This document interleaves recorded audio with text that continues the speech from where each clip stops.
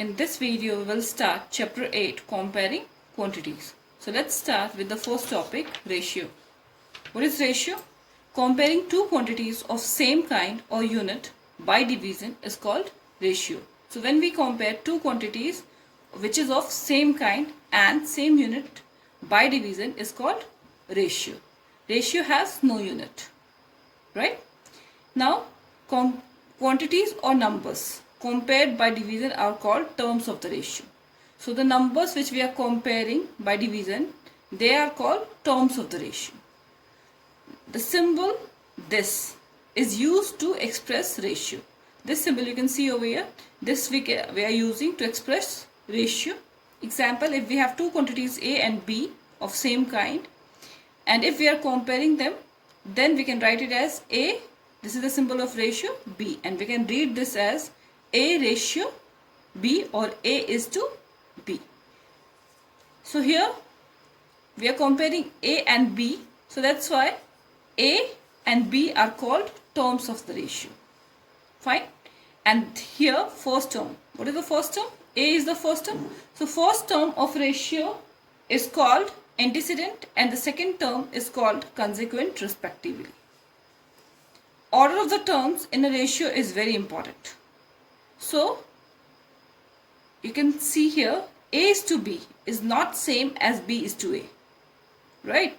Because A is to B is a different ratio and B is to A is a different ratio.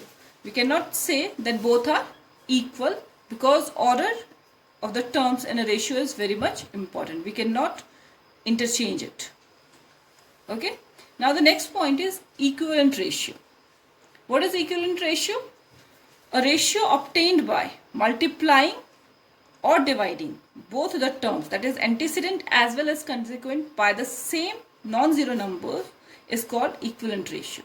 When we divide or multiply antecedent as well as consequent by the same non-zero number, then such ratio which we will get after dividing or multiplying both the terms is called equivalent ratio of the given ratio. Okay. Now the next topic is proportion. The numbers A, B, C and D are said to be in proportion if the ratio of first two numbers is equal to the ratio of last two numbers. It means A is to B is equal to C is to D. The ratio of first two numbers, that is A and B, and the ratio of last two numbers, that is C and D, if both the ratios are equal, then the given terms are said to be in proportion. This is the symbol for proportion, right? So if two ratios, given ratios are equal, then the given terms are in proportion. Okay.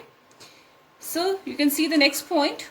The symbol, these four dots, represents proportion. And the first and fourth terms, that is A and D over here, are called extremes or extreme terms, and second, that is B and C over here, are called means or middle terms. Okay. So if four terms are in proportion, how we can check whether the given four terms are in proportion or not?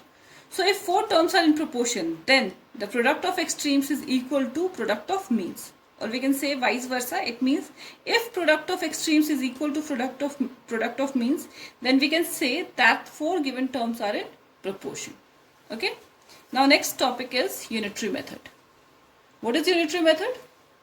It is a method in which first we have to find the value for one quantity and then we have to find the value for required one, whichever it is asking.